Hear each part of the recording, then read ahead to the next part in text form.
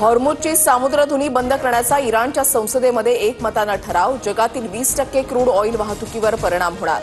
भारताच्या अर्थव्यवस्थेवर परिणाम होण्याची शक्यता.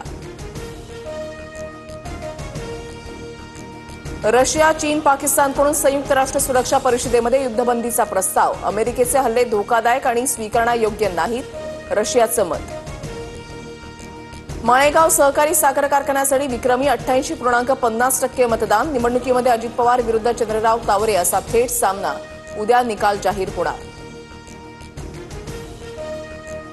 भाषण करायला मिळालंच पाहिजे अशी हवा माझ्या डोक्यात गेली नाही. जी हुजूर करत मी कुणामागे फिरत बसत नाही. भास्कर जाधवांचे संजय राऊतांना टोले.